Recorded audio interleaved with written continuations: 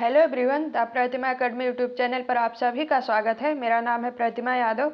आज मैं आप सभी लोगों के साथ डिस्कस करने वाली हूं एक बहुत ही महत्वपूर्ण टॉपिक, जिससे यूजीसी नेट जेआरएफ ही नहीं, इवन हर एक एग्जाम में हर बार क्वेश्चन बनते हैं। वो है भक्ति आंदोलन। तो चलिए आइए देखते हैं और डिस्कस करते हैं कि भक्ति आंदोलन क्या है, कब शुरू हुआ, क्यों शुरू हुआ। तो चलिए देखते हैं। सबसे पहले क्या है भक्ति आंदोलन, एक परिचय। यह कब प्रारंभ हुआ? भक्ति आंदोलन का उदय 7वीं से 9वीं शताब्दी के मध्य दक्षिण भारत में यानी कि तमिल क्षेत्र में हुआ। इसके परिवर्तक संत कौन थे? इसका नेतृत्व अलवार संत। इसमें कितने संत थे? 12 वैष्णव संत थे और नयनार संत, जिसमें 63 शैव संत थे। इन्होंने इसका परिवर्तक किया। इसका मुख्य उद्देश्य क्या था? हिंदू धर्म में व्याप्त जटिल कर्मकांडों, जाति प्रथा, ब्राह्मणों का वर्चस्व को चुनौती देकर ईश्वर के प्रति व्यक्तिगत प्रेम को स्थापित करना। इसका प्रसार कब हुआ? 14वीं से 15वीं शताब्दी में। यह आंदोलन उत्तर भारत में लोकप्रिय हुआ, जिसे भक्ति का पुनर्जागरण भी कहा जाता है। चलिए आइए इसके आगे और देखते हैं। आगे है भक्ति के दो प्रमुख रूप। तो कौन कौन से रूप होते हैं? सगुण भक्ति और निर्गुण भक्ति। सगुण भक्ति में क्या होता है? ईश्वर के साकार रूप का यानी कि मूर्ति अवतार की पूजा की जाती है। निर्गुण भक्ति में क्या होता है? ईश्वर के निराकार और गुण रहित रूप की उपासना की जाती है। सगुण भक्ति कितने प्रकार की होती है? 2 प्रकार की। कौन कौन? रामाश्रयी शाखा और कृष्णाश्रयी शाखा। रामाश्रयी शाखा के परिवर्तक कौन कौन है? तुलसीदास और नाभादास। कृष्णाश्रयी के कौन कौन है? सूरदास, मीराबाई, चैतन्य महाप्रभु और रसखान। निर्गुण भक्ति का देखते हैं। ये कितने प्रकार की होती है? 2 प्रकार की। कौन कौन? ज्ञानाश्रयी शाखा और प्रेमाश्रयी शाखा। इसके प्रमुख संत कौन कौन है? कबीर, नानक, रैदास। इन्होंने क्या किया था? जाति प्रथा का विरोध किया था। प्रेमाश्रयी शाखा के प्रमुख कवि कौन कौन है? जायसी, मंजन, कुतुबन। इन्होंने क्या किया था? ईश्वर को प्रियतमा रूप में देखना। चलिए आइए इसके आगे और देखते हैं। आगे क्या है? सगुण भक्ति धारा। दार्शनिक आधार पर इनकी विशेषताएं। चलिए देखते हैं सगुण भक्ति धारा की दार्शनिक विशेषताएं क्या क्या है। पहला क्या है? अवतारवाद। ईश्वर लोक कल्याण के लिए मानवीय या अन्य रूपों में जन्म लेता है। साकार उपासना, मूर्ति पूजा, मंदिर परंपरा, कीर्तन, भजन को मोक्ष का साधन माना जाता था। और क्या है? प्राप्ति यानी कि शरणागति। भक्त का ईश्वर के चरणों में पूर्ण आत्मसमर्पण ही मोक्ष का मार्ग है। इसका और क्या है? समन्वय। सगुण कवियों विशेषकर तुलसीदास ने ज्ञान, कर्म और भक्ति के बीच समन्वय स्थापित किया। तो सब चलिए आइए और इसके आगे देखते हैं। आगे क्या है? रामाश्रयी शाखा। राम भक्ति काव्य। इस शाखा के केंद्र में मर्यादा पुरुषोत्तम राम है। ये कब शुरू हुआ? 14वीं से 15वीं शताब्दी के मध्य में। किसने शुरू किया? स्वामी रामानंद ने। स्वामी रामानंद उत्तर भारत में राम भक्ति के परिवर्तक थे। चलिए आइए इसके आगे और देखते हैं। और क्या क्या रामानंद ने? रामवत संप्रदाय की स्थापना की। और क्या किया? जाति पात के बंधनों को ढीला कर भक्ति को लोकव्यापी बनाया। इसके आगे है नाभादास की भक्तिमाल के अनुसार रामानंद के 12 प्रमुख शिष्य थे, जिनमें हर वर्ग और हर जात के लोग शामिल थे। इनका मिलान करने के लिए अक्सर आता है। तो कौन कौन से शिष्य थे? अनंतानंद। ये किस वर्ग के थे? ब्राह्मण वर्ग के। उसके आगे हैं सुखानंद। ये किस वर्ग के थे? ब्राह्मण वर्ग के। उसके आगे हैं सुरसुरानंद। ये किस वर्ग के थे? ब्राह्मण वर्ग के। उसके बाद है नरहरानंद। ये किस वर्ग के थे? ब्राह्मण। भावानंद ब्राह्मण। पीपा राजपूत राजा। कबीर जुलाहा। सेन नाई। धन्ना जाट किसान। रैदास चर्मकार। पद्मावती महिला। सुरसुरी महिला। चलिए आइए इसके आगे और देखते हैं। आगे कौन है? रामाश्रयी शाखा के कवि। आगे कौन है? रामाश्रयी शाखा के संत। कौन है? तुलसीदास। कब से कब तक? 1532 से 1623 तक। किसके समकालीन थे? अकबर और जहांगीर के। इनके प्रमुख ग्रंथ कौन कौन है? रामचरितमानस, जो कि अवधी भाषा में, विनय पत्रिका, कवितावली, दोहा-अली, इनकी बहुत सारी रचनाएं हैं। इनका महत्व क्या क्या है? इन्होंने शैव और वैष्णव मतों के बीच ऐतिहासिक समन्वय स्थापित किया। इसके आगे कौन है? अग्रदास। ये कब थे? 16वीं शताब्दी में। इन्होंने क्या किया? रसिक संप्रदाय की स्थापना की। राम जी को सखी भाव में उपासना की और स्वयं को अग्र अली कहा। इसका प्रमुख केंद्र कहाँ है? रेवासा सीकर राजस्थान में। इसके आगे कौन है? नाभादास। ये कौन थे? अग्रदास के शिष्य थे। इन्होंने 1585 में भक्तमाल की रचना की। यह ग्रंथ मध्यकालीन संतों का इतिहास का महत्वपूर्ण प्राथमिक स्रोत है। इसके आगे है प्राणचंद्र चौहान। इन्होंने किसकी रचना की? रामायण महानाटक की। कब की? 1610 ईस्वी में। इसके आगे क्या है? हृदय राम। इन्होंने किसकी रचना की? हनुमान नाटक की। कब रचना की? 1623 ईस्वी में। चलिए आइए इसके आगे और देखते हैं। आगे है कृष्णाश्रयी शाखा यानी कि कृष्ण भक्ति का। इस शाखा में कृष्ण को लीला पुरुषोत्तम मानकर उनके आनंदमय रूप की पूजा की जाती थी। इसके आगे कौन है? वल्लभाचार्य। इन्होंने किसकी स्थापना की? पुष्टि मार्ग की। चलिए आइए इसके आगे और देखते हैं। आगे क्या है? इनका सिद्धांत क्या था? शुद्धाद्वैतवाद की। इन्होंने कृष्ण को बाल स्वरूप और पुष्टि यानी कि ईश्वर की कृपा पर बल दिया। इसके आगे कौन है? अष्टछाप के कवि। इनकी स्थापना कब हुई थी? 1565 में। विट्ठलनाथ द्वारा 8 कवियों का समूह जो स्थापित किया गया था उसे क्या कहते हैं? अष्टछाप कवि। इन 8 कवियों में 4 वल्लभाचार्य के शिष्य थे, 4 विट्ठलनाथ के शिष्य थे। तो वल्लभाचार्य के कौन कौन से शिष्य थे? कुंभन दास, सूरदास, परमानंद दास, कृष्णदास। उसके बाद में विट्ठलनाथ के शिष्य कौन कौन थे? गोविंद स्वामी, छीत स्वामी, चतुर्भुज दास, नंददास। तो चलिए आइए इसके आगे और देखते हैं। आगे है सूरदास। इन्हें अष्टछाप का जहाज भी कहा जाता है। ये वात्सल और श्रृंगार रस के सम्राट थे। नंददास जड़िया कवि, रास पंचाध्यायी के रचयिता। उसके आगे है चैतन्य महाप्रभु। कब से कब तक? 1485 से 1533 तक। इन्होंने गौड़ीय संप्रदाय की स्थापना की। बंगाल में कीर्तन परंपरा के माध्यम से भक्ति का प्रसार किया। चलिए आइए इसके आगे और देखते हैं। इसके आगे है निम्बार्काचार्य। इन्हें द्वैतवाद के प्रवर्तक माना जाता है। राधा कृष्ण के युगल की उपासना पर इन्होंने बल दिया। इसके आगे है मीराबाई। इन्होंने माधुर्य भाव यानी कि पति रूप में भगवान कृष्ण की उपासना की।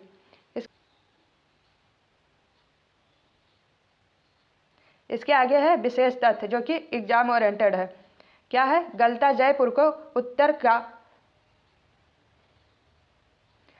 जयपुर को उत्तर की तोताद्री कहा जाता है जो रामानंदी संप्रदाय का मुख्य केंद्र था। इसके आगे है तुलसीदास दास्य भाव, सूरदास साख्य वात्सल भाव, मीराबाई माधुर्य भाव से भगवान की उपासना की। इसके आगे है ऐतिहासिक स्रोत। क्या है? नाभादास के भक्तिमाल और गोकुलनाथ की 84 वैष्णवों की वार्ता में भक्ति आंदोलन के बारे में है। चलिए आइए इसके आगे और देखते हैं। इसके आगे है निर्गुण भक्ति धारा। निर्गुण भक्ति का स्वरूप और विचारधारा। क्या है? ईश्वर का स्वरूप ईश्वर निराकार यानी कि बिना रूप के, अगुण बिना गुणों के, सर्वव्यापी। वह मंदिरों या मूर्तियों में नहीं बल्कि मनुष्य के हृदय में वास करता है। इसकी प्रमुख विशेषताएं क्या थी? मूर्ति पूजा का विरोध, कर्म कांडों और बाह्य आडंबरों का कड़ा खंडन किया गया। गुरु का महत्व, मोक्ष प्राप्ति के लिए गुरु को अनिवार्य माना गया। जैसे क्या है? गुरु गोविंद देहु खड़े काको लागे पाए, बलिहारी गुरु आपने गोविंद दियो बताए। यानी कि गुरु को सर्वप्रथम माना गया है, भगवान से भी ऊपर माना गया है। और क्या है? जात प्रथा का विरोध, सामाजिक समानता और मानवतावाद पर बल दिया गया। साधना पद्धति क्या है? नाम स्मरण, जप, मानसिक योग पर आधारित। चलिए आइए इसके आगे और देखते हैं। आगे है निर्गुण भक्ति की 2 प्रमुख शाखाएं। कौन कौन सी है? ज्ञानाश्रयी शाखा और प्रेमाश्रयी शाखा। ज्ञानाश्रयी शाखा के प्रमुख संत कौन कौन से हैं? चलिए देखते हैं। इस धारा के संतों ने ज्ञान और प्रेम के समन्वय पर बल दिया। तो सबसे पहले कौन है? कबीरदास। कब से कब तक? 1398 से 1518 तक। किसके समकालीन थे? लोधी सुल्तान यानी कि सिकंदर लोधी के। इनकी प्रमुख विचारधारा क्या क्या थी? हिंदू मुस्लिम एकता के सूत्रधार, निराकार राम के उपासक। इनका प्रमुख ग्रंथ क्या है? बीजक। बीजक में क्या क्या है? साखी शबद रामायणी, जिसका संकलन उनके शिष्य धर्मदास ने किया था। इसके आगे और कौन है? गुरु नानक देव। कब से कब तक? 1469 से 1539 तक। इनका जन्म कहाँ हुआ था? तलवंडी यानी कि ननकाना साहिब में। इनका योगदान क्या है? सिख धर्म की स्थापना और ओंकार का संदेश। इनकी शिक्षा क्या है? इनके उपदेश आदि ग्रंथ यानी कि गुरु ग्रंथ साहिब में संकलित हैं। चलिए आइए इसके आगे और देखते हैं। इसके आगे हैं रैदास, जिन्हें रविदास भी कहा जाता है। ये जात के किस जात के थे? चर्मकार। और किसके शिष्य थे? रामानंद के। इनका महत्व क्या है? मीराबाई के ये गुरु माने जाते हैं। इनकी वाणियाँ गुरु ग्रंथ साहिब में भी शामिल है। इसके आगे है दादू दयाल। इनका क्षेत्र क्या था? राजस्थान। इन्होंने ब्रह्म संप्रदाय यानी कि दादू पंथ की स्थापना की। दूसरा क्या है? प्रेमाश्रयी शाखा, सूफी काव्य। सूफी संतों ने ईश्वर को प्रेमिका और स्वयं को प्रेमी मानकर प्रेम के माध्यम से मोक्ष की बात की है। तो सबसे पहले इसके संत कौन है? मलिक मोहम्मद जायसी। इनका प्रमुख ग्रंथ क्या है? पद्मावत। कब का है? 1540। इसे प्रथम बड़ा सूफी महाकाव्य माना जाता है। किसके समकालीन था? शेरशाह सूरी के। इसके अन्य कवि और कौन कौन है? मुल्ला दाऊद। इनकी रचना क्या है? चंदायन। कुतुबन का क्या है? मृगावती। मंझन का क्या है? मधुमालती। चलिए आइए इसके आगे और देखते हैं। इसके आगे है निर्गुण संतों की सामाजिक धार्मिक प्रासंगिकता। क्या है? भाषाई योगदान। इन्होंने संस्कृत के बजाय साधुकड़ी, अवधी और क्षेत्रीय बोलियों को अपनाया, जिससे जन सामान्य तक इनकी पहुंच बनी। श्रम संस्कृति क्या है? अधिकांश निर्गुण संत निम्न वर्ग या दस्तकार वर्ग जैसे जुलाहा, नाई, चर्मकार थे, जिससे भक्ति का लोकतांत्रिकरण हुआ। इसके आगे है एग्जाम ओरिएंटेड तथ्य। क्या है? कबीर। ये कब से कब तक थे? 14वीं से 15वीं शताब्दी। गुरु नानक 15वीं से 16वीं शताब्दी। दादू दयाल 16वीं सदी में। ये इसलिए दिया गया क्योंकि इसी अनुसार, कर्म के अनुसार इसी तरह से एग्जाम में पूछा जाता है। प्रमुख पंक्तियाँ क्या है? कबीर की है। उलटबासियाँ अक्सर परीक्षा में पूछी जाती हैं, जैसे एक अचंभा देख रे भाई, डाढ़ा सिंह चरावे गाई। चलिए आइए इसके आगे और देखते हैं। आगे है प्रमुख ग्रंथ। कौन कौन से हैं? चंदायन, मृगावती, पद्मावत। चंदायन किसका है? मुल्ला दाऊद का। कब का? 1379 का। मृगावती किसका है? कुतुबन का। कब का? 1503 का। पद्मावत किसका है? जायसी का। कब का? 1540 का। चलिए आइए इसके आगे और देखते हैं। आगे क्या है? भक्ति आंदोलन के प्रमुख दार्शनिक मत और संप्रदाय। तो सबसे पहले क्या है? अद्वैतवाद। इसके प्रवर्तक कौन थे? शंकराचार्य। इसका मुख्य विशेषता क्या है? अहम ब्रह्मास्म, मतलब आत्मा और ब्रह्म एक है, जगत मिथ्या है। चलिए आइए इसके आगे और देखते हैं। आगे है विशिष्टाद्वैतवाद। इसके प्रवर्तक कौन थे? रामानुजाचार्य। इन्होंने श्री संप्रदाय की स्थापना की। इसकी प्रमुख विशेषता क्या है? ब्रह्म सगुण है, जीव और जगत ब्रह्म के विशेषण यानी कि अंश है। इसके आगे है द्वैतवाद। इसके प्रवर्तक कौन थे? माधवाचार्य। इन्होंने ब्रह्म संप्रदाय की स्थापना की। इनकी प्रमुख विशेषता क्या है? ईश्वर, जीव और जगत तीनों एक दूसरे से पूर्णतः भिन्न और स्वतंत्र सत्ताएं हैं। चौथा क्या है? द्वैतवाद यानी कि भेदाभेद। इसके प्रवर्तक कौन थे? निम्बार्काचार्य। इन्होंने सनक संप्रदाय की स्थापना की। इनकी प्रमुख विशेषता क्या थी? ईश्वर और जीव में भेद भी है और अभेद भी। राधा कृष्ण की युगल उपासना का इन्होंने प्रसार किया। इसके आगे कौन है? शुद्धाद्वैतवाद। इसके प्रवर्तक कौन थे? वल्लभाचार्य। इन्होंने रुद्र संप्रदाय की स्थापना की। इनकी मुख्य विशेषता क्या थी? माया रहित शुद्ध ब्रह्म का प्रतिपादन। इन्होंने पुष्टि मार्ग यानी कि ईश्वर की कृपा पर बल दिया। चलिए आइए इसके आगे और देखते हैं। आगे है छठा। क्या है? अचित्य भेदाभेद। इसके प्रवर्तक कौन थे? चैतन्य महाप्रभु। इन्होंने गौड़ीय संप्रदाय की स्थापना की। इनकी मुख्य विशेषता क्या थी? जीव और ब्रह्म का संबंध। इनकी मुख्य विशेषता क्या थी? जीव और ब्रह्म का संबंध अचित्य है, जिसे तर्क से सिद्ध नहीं किया जा सकता है। तो चलिए आइए इसके आगे प्रमुख संतों के बारे में बात करते हैं। तो सबसे पहले कौन है? आदि शंकराचार्य। कब से कब तक थे? 788 से 820 ईस्वी तक। इनका व्यक्तिगत परिचय देखते हैं। इनका जन्म कब हुआ था? 788 ईस्वी यानी कि 8वीं शताब्दी में। कहाँ पर हुआ था? केरल के कालडी में नामक स्थान पर। इनकी मृत्यु 32 वर्ष की आयु में 820 ईस्वी में केदारनाथ में हुआ था। चलिए आइए इसके आगे और देखते हैं। इनके गुरु कौन थे? गोविंद भगवत पाद। इनकी उपाधि क्या क्या थी? इन्हें प्रच्छन्न बौद्ध भी कहा जाता था, क्योंकि इनके दर्शन पर बौद्ध धर्म की महायान शाखा का प्रभाव माना जाता है। दूसरा दार्शनिक सिद्धांत क्या है? अद्वैतवाद। इसका मूल मंत्र क्या है? ब्रह्म सत्यम जगत मिथ्या जीवो ब्रह्ममेव नापरा।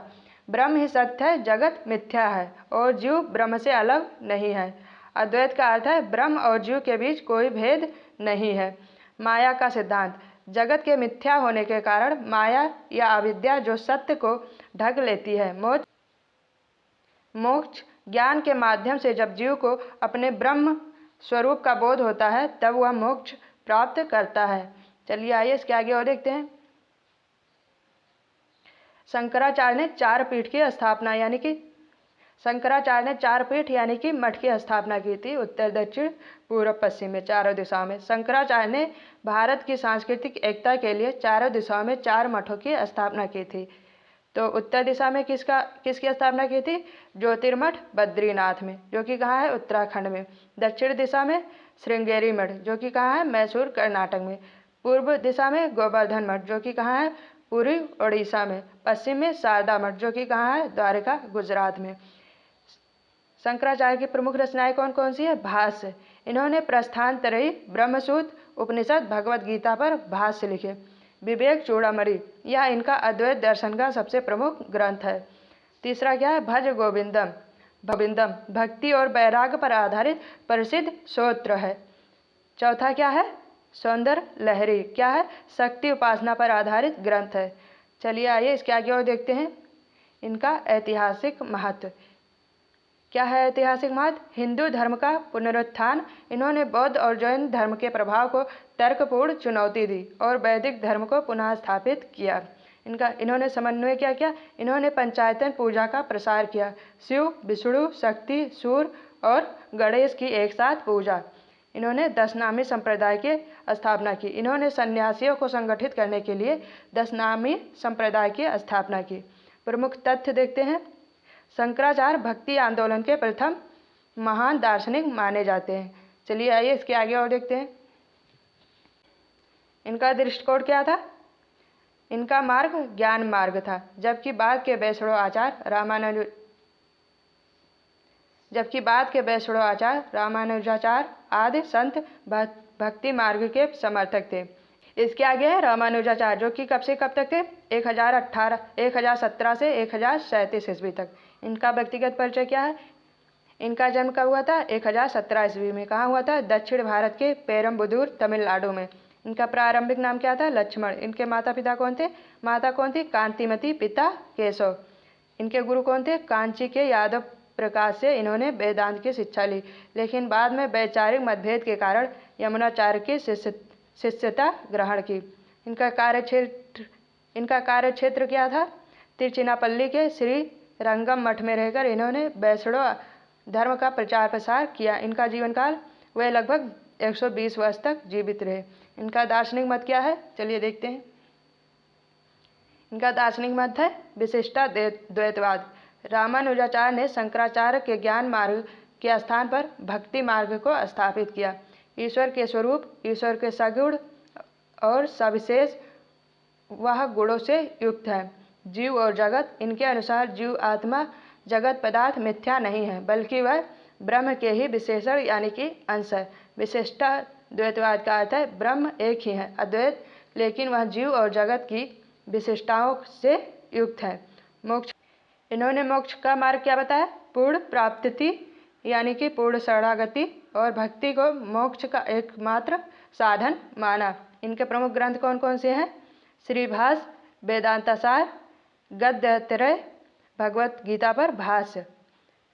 श्रीभाष्य में क्या है? ब्रह्म सूत्र पर लिखा गया इनका सबसे प्रसिद्ध भाष्य है। वेदांतासार में क्या है? वेदांत दीप। गद्यात्रय में क्या है? शरणागति गद्य, श्री रंग गद्य और वैकुंठ गद्य। गीता भाष्य में क्या है? भगवत गीता पर टीका। चलिए आइए इसके आगे और देखते हैं।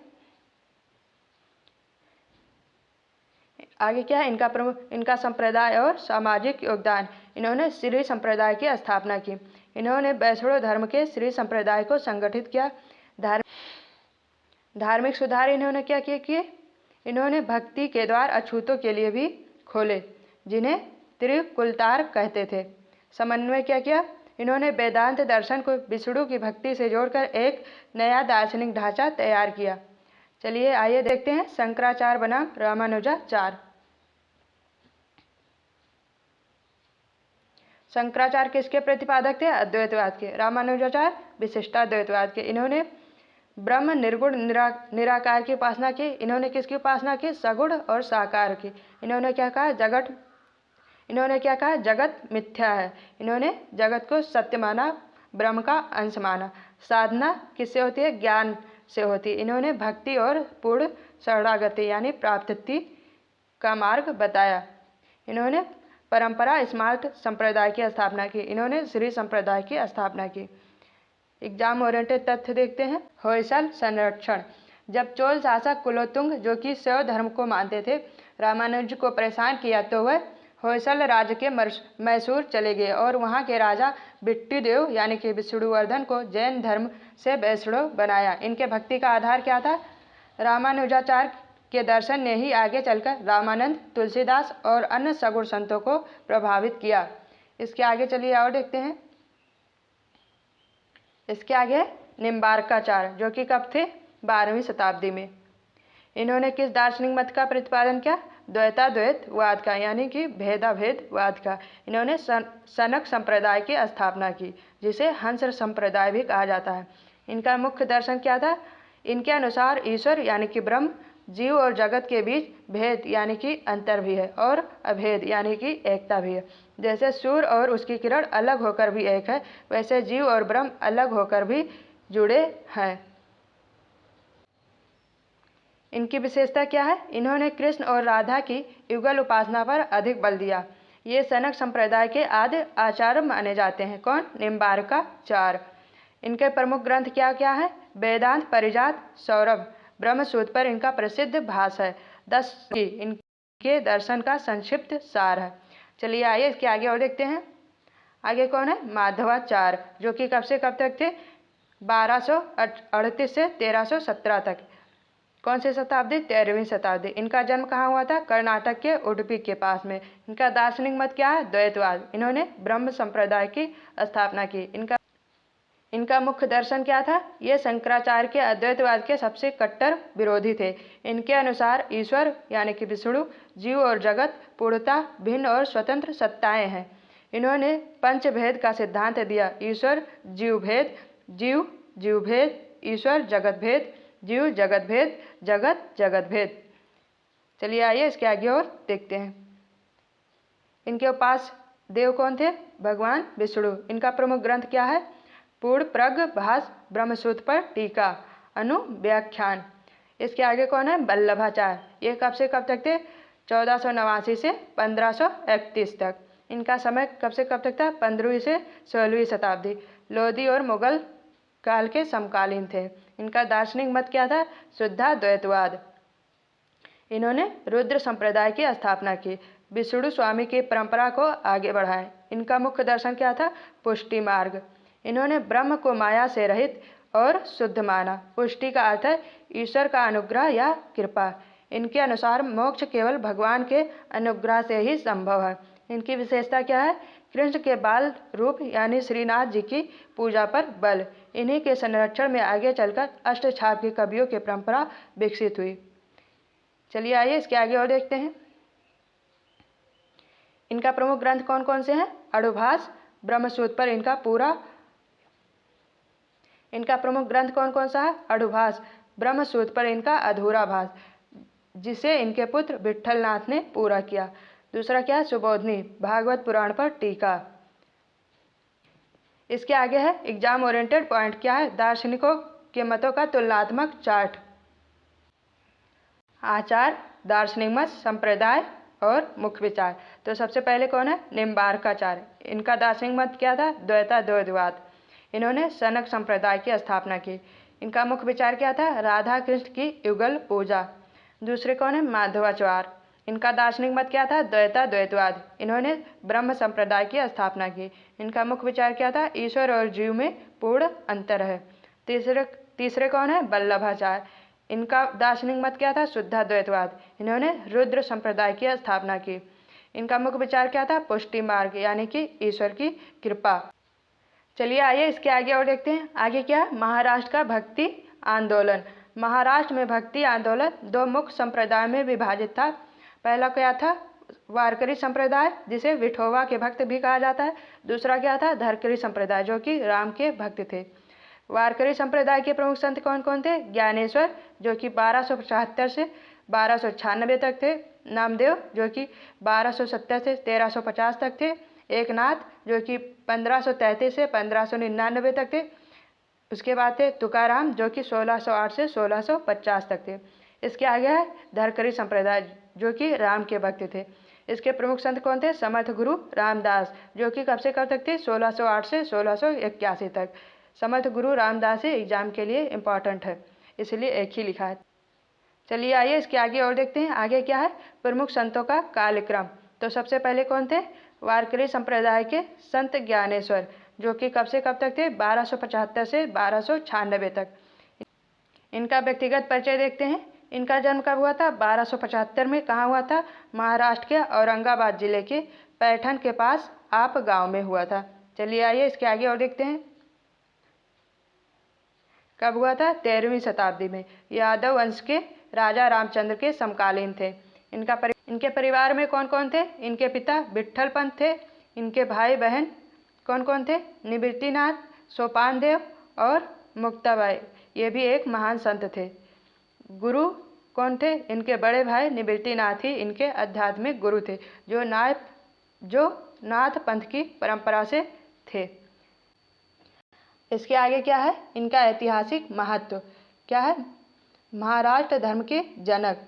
इनका न्यू क्या है, ज्ञानेश्वर को महाराष्ट्र में भक्ति आंदोलन का आदि पुरुष या जनक माना जाता है। इनका कथन क्या है, महाराष्ट्र में एक प्रसिद्ध कहावत है, ज्ञान देवे रचला पाया तुका झाला से कलश, यानी कि ज्ञान देव ने मंदिर की नींव रखी और तुकाराम कलश बने। इसके आगे है वारकरी संप्रदाय। इन्होंने पंढरपुर के भगवान विठोबा यानी कि विष्णु का रूप की उपासना करने वाले वारकरी संप्रदाय के दार्शनिक आधार प्रदान किया। इनके प्रमुख ग्रंथ कौन कौन से हैं, ज्ञानेश्वरी भावार्थ दीपिका, यह भगवत गीता पर मराठी भाषा में लिखी गई विश्व प्रसिद्ध टीका है। इन्होंने संस्कृत के गूढ़ ज्ञान को लोक भाषा मराठी में सुलभ कराया। दूसरा क्या है, अमृता अनुभव, यह इनका स्वतंत्र दार्शनिक ग्रंथ है, जिसमें इन्होंने अपने अद्वैत अनुभवों का वर्णन किया है। इसके आगे है चांगदेव पासष्टी, प्रसिद्ध योगी चांगदेव को लिखे गए 65 पद, जिसमें आत्मज्ञान का उपदेश है। इसके आगे है हरिपाठ। इसमें क्या है, ईश्वर के नाम स्मरण की महिमा बताने वाले अभंगों का संग्रह। इनके दार्शनिक विचार क्या है, चलिए देखते हैं।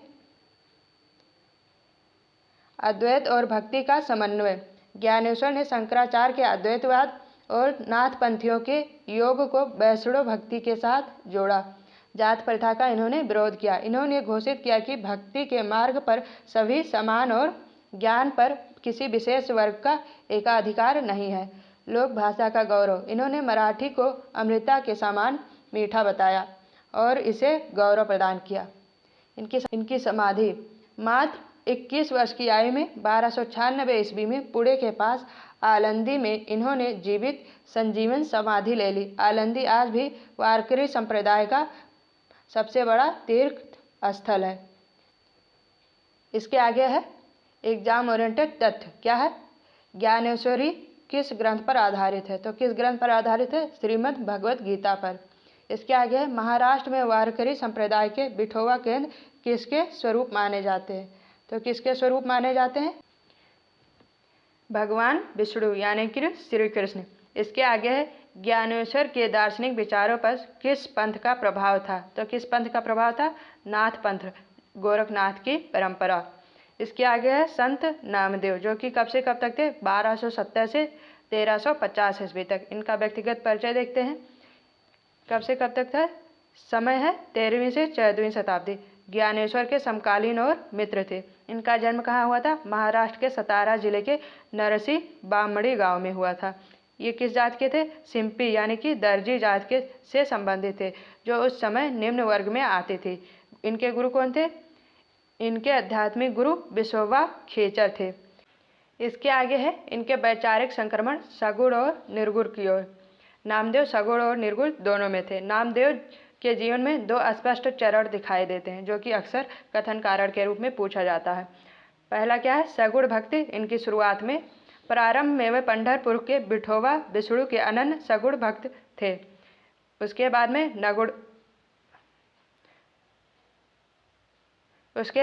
निर्गुण भक्ति जो कि उसके बाद में हुई। उत्तर भारत की यात्रा के बाद इन्होंने निराकार ईश्वर निर्गुण की उपासना पर बल दिया। उन्होंने कहा, हिंदू अंधा तुर्कु काड़ा दूहु ते ज्ञानी सयाड़ा। चलिए आइए इसके आगे और देखते हैं। इसके आगे है उत्तर भारत में प्रभाव और पंजाब यात्रा। नामदेव ने अपने अंतिम समय में पंजाब के घुमान गुरदासपुर में बिताया। सिख परंपरा में इनका बहुत सम्मान था। गुरु ग्रंथ साहिब में नामदेव के लगभग 61 पद मुखबानी में संकलित हैं। इन्होंने भक्ति को महाराष्ट्र से बाहर ले जाकर एक अखिल भारतीय स्वरूप प्रदान किया। इनकी प्रमुख रचनाएं कौन कौन सी है, जो कि मराठी भाषा में अभंग। इन्होंने मराठी में हजारों अभंग रचे। हिंदी कविता। उत्तर भारत में रहने के कारण इन्होंने हिंदी खड़ी बोली साधुक कड़ी में भी रचनाएं की। इनकी रचनाओं का संकलन नामदेव गाथा कहलाता है। चलिए आइए इसके आगे और देखते हैं। इसके आगे कौन है, एकनाथ। कब से कब तक थे, 1533 से 1599 ईस्वी। इनका ऐतिहासिक संदर्भ क्या है, ज्ञानेश्वर और नामदेव के बाद महाराष्ट्र में भक्ति की जो धारा रुक गई थी उसे एकनाथ ने पुनर्जीवित किया। इनके प्रमुख ग्रंथ कौन कौन से हैं, एकनाथी भागवत जो कि भागवत पुराण के 11वें स्कंद पर मराठी टीका है। इसके आगे भावार्थ रामायण, रामायण पर प्रसिद्ध टीका। इन्होंने सामाजिक कार्य क्या क्या किए, इन्होंने जात प्रथा का कड़ा विरोध किया। वे अछूतों के घर जाकर भोजन किया करते थे और गंगा जल को एक प्यासे गधे को पिलाकर मानवता का उदाहरण पेश किया। चलिए आइए इसके आगे और देखते हैं। आगे है भारूढ़। इन्होंने लोक नाट्य शैली में भारूढ़ के माध्यम से सामाजिक बुराइयों पर प्रहार किया। इसके आगे है तुकाराम जो कि कब से कब तक थे, 1608 से 1650 तक। किसके समकालीन थे, ये मुगल सम्राट शाहजहां और मराठा शासक छत्रपति शिवाजी के समकालीन थे। इनका संप्रदाय क्या था, वारकरी संप्रदाय के सबसे लोकप्रिय संत थे। इनका कथन क्या है, जो दूसरों के दुखों को अपना दुख समझता है वही सच्चा साधु है। इनका महत्व क्या है, शिवाजी महाराज इनके उपदेशों से अत्यंत प्रभावित थे। इसके आगे है एग्जाम ओरिएंटेड तथ्य। नामदेव क्या थे, किस जात के थे, दर्जी जात के, जो कि कहाँ के थे। इनका मुख्य केंद्र कहाँ पर था, पंढरपुर पंजाब में। इनकी विशेषता क्या थी, सगुण और निर्गुण के बीच सेतु का काम करते थे। दूसरे कौन है, एकनाथ जो कि ब्राह्मण संप्रदाय के थे। इनका मुख्य केंद्र कहाँ था, पैठण था। इन्होंने सामाजिक समरसता का कार्य किया। तीसरे कौन थे, तुकाराम जो कि वैश्य यानी कि बनिया जाति के थे। इनका मुख्य केंद्र कहाँ था, देहू पुणे में। ये किसके समकालीन थे, शिवाजी के समकालीन थे। इसके आगे है समर्थ गुरु रामदास। ये कब से कब तक थे, 1608 से 1681 तक। इनका व्यक्तिगत परिचय देखते हैं। इनका जन्म कब हुआ था, 1608 ईस्वी में महाराष्ट्र के जालना जिले के जाम गांव में हुआ था। इनका बचपन का नाम क्या था, नारायण सूर्याजी पंत कुलकर्णी। किसके समकालीन थे, यह छत्रपति शिवाजी महाराज के आध्यात्मिक गुरु थे। चलिए आइए इसके आगे और देखते हैं। इसके आगे है इनकी संप्रदाय और विचारधारा। इनका संप्रदाय क्या था, इन्होंने धरकरी संप्रदाय की स्थापना की। जहां वारकरी संप्रदाय केवल भक्ति पर बल देता था, वहीं धरकरी संप्रदाय शक्ति और भक्ति दोनों पर बल देता था।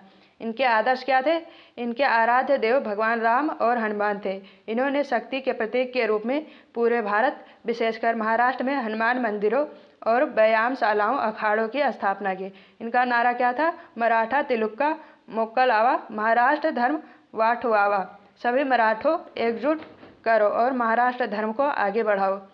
चलिए आइए इसके आगे और देखते हैं। इसके आगे क्या है, इनका प्रमुख ग्रंथ क्या है। तो पहला क्या है, दासबोध।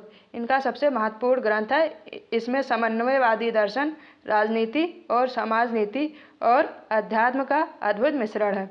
इसके आगे है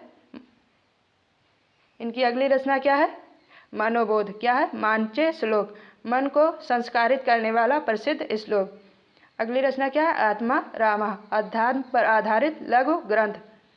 इनका ऐतिहासिक महत्व क्या है, चलिए आइए देखते हैं। इनके शिवाजी से क्या संबंध था, रामदास ने शिवाजी को हिंदवी स्वराज स्थापना के लिए प्रेरित किया। उन्होंने अपनी रचनाओं में शिवाजी को निश्चय याचा, महामेरु, निश्चय का महान पर्वत कहा है। इनका प्रमुख केंद्र क्या था? सज्जनगढ़ सतारा में था, जहां इनकी समाधि स्थित है। स्वराज और धर्म, इन्होंने महाराष्ट्र धर्म की अवधारणा को व्यापक बनाया, जिसका अर्थ था अत्याचार के विरुद्ध धर्म की रक्षा के लिए शस्त्र उठाना। चलिए आइए इसके आगे और देखते हैं। इसके आगे क्या है? महाराष्ट्र के संतों की तुलना वारकरी बनाम धरकरी। विशेषता वारकरी संप्रदाय ज्ञानेश्वरी तुकाराम, धरकरी संप्रदाय के कौन थे? समर्थ गुरु रामदास। इनकी मुख्य विशेषता क्या थी? देव विठोबा यानी कि विष्णु और कृष्ण। इन धरकरी संप्रदाय की विशेषता क्या थी? राम और हनुमान। इनका दृष्टिकोण क्या था? निवृत्ति परक और भक्तिपूर्ण प्रवृत्ति परक और क्रियात्मक। प्रतीक इनका क्या था? कीर्तन और मृग शक्ति और व्यायामशालाएं। उनका उद्देश्य क्या था? व्यक्तिगत मोक्ष और समाज सुधार की, राष्ट्रीय एकता और स्वराज्य की स्थापना। चलिए आइए इसके आगे और देखते हैं। इसके आगे क्या है? किस संत ने कहा था कि भक्ति के साथ शक्ति भी आवश्यक है? तो किसने कहा था? समर्थ गुरु रामदास ने। दासबोध ग्रंथ की रचना किस शैली में हुई है? तो किस शैली में हुई है?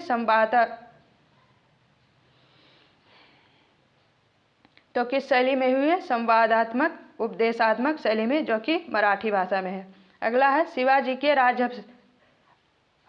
शिवाजी के राज्याभिषेक के समय वैचारिक आधार तैयार करने वाले संत कौन थे? तो कौन थे? समर्थ गुरु रामदास। चलिए आइए इसके आगे और देखते हैं। आगे है यूजीसी नेट JRF के महत्वपूर्ण PYQs। चलिए देखते हैं। तो सबसे पहला कौन है? निम्नलिखित में से कौन सा युग्म सुमेलित नहीं है? पहला क्या है? अद्वैतवाद शंकराचार्य, विशिष्टाद्वैतवाद रामानुजाचार्य, द्वैताद्वैतवाद माधवाचार्य, शुद्धाद्वैतवाद चैतन्य महाप्रभु। तो कौन सा सुमेलित नहीं है? Option number D. शुद्धाद्वैतवाद के प्रतिपादक कौन थे? वल्लभाचार्य थे। चलिए इसकी व्याख्या देखते हैं। शुद्धाद्वैतवाद के प्रवर्तक वल्लभाचार्य थे। चैतन्य महाप्रभु का दार्शनिक मत अचित्य भेद कहलाता है। अद्वैतवाद शंकराचार्य, जो कि 8वीं शताब्दी में। विशिष्टाद्वैतवाद रामानुजाचार्य, जो कि 11वीं शताब्दी में। द्वैतवाद किसका था? माधवाचार्य, जो कि 13वीं शताब्दी का था। चलिए आइए इसके आगे और देखते हैं। इसके आगे है क्वेश्चन नंबर 2। क्या है? भक्ति द्रविड़ उपजी लायो रामानंद, यह प्रसिद्ध कथन किसका है? तो किसका है? कबीरदास का। इसकी व्याख्या देखते हैं। यह कथन कबीर का माना जाता है। सत्येंद्र के अनुसार यह दर्शाता है कि भक्ति आंदोलन का जन्म दक्षिण भारत में हुआ था और रामानंद इसे उत्तर भारत में लेकर आए। रामानंद ने ही भक्ति को लोक भाषा हिंदी में प्रचारित किया। इसके आगे है क्वेश्चन नंबर 3। क्या है? भक्तिमाल के रचयिता नाभादास के गुरु कौन थे? तो कौन थे? अग्रदास। चलिए आइए इसके आगे और देखते हैं। इसकी व्याख्या है। नाभादास अग्रदास के शिष्य थे। अग्रदास ने राम भक्ति में रसिक संप्रदाय की स्थापना की थी। नाभादास की रचना भक्तिमाल, जो कि 1585 ईस्वी में की गई थी, मध्यकालीन संतों के इतिहास का सबसे महत्वपूर्ण प्राथमिक स्रोत मानी जाती है। इसके आगे है क्वेश्चन नंबर 4। क्या? सूची 1 को सूची 2 से मिलान कीजिए और सही कोट का चयन कीजिए। तो सबसे पहले कौन है? नामदेव, उसके बाद कबीर, उसके बाद रैदास, उसके बाद सेन। तो कबीर किस जात के थे? जुलाहा। सेन किस जात के थे? नाई। तो 2 का 1 किस में है? 2 में है।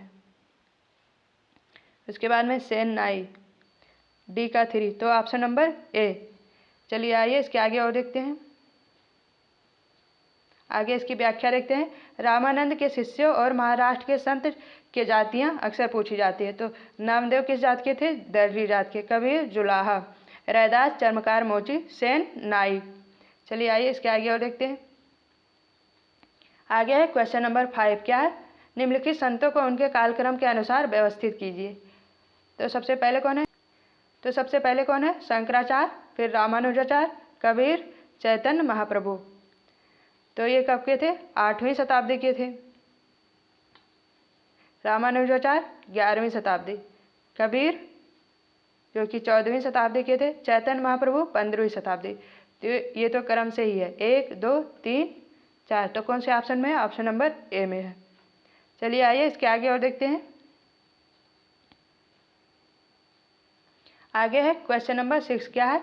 मराठा टिटुका मोटा लावा महाराष्ट्र धर्म बढ़ावा, यह उपदेश किसका है? तो किसका है? समर्थ गुरु रामदास का है। यह नारा समर्थ गुरु रामदास का है। इन्होंने धरकरी संप्रदाय के माध्यम से आध्यात्मिक मुक्ति के साथ साथ राजनीतिक स्वाधीनता, मराठा एकता पर भी बल दिया। वह शिवाजी के आध्यात्मिक गुरु थे।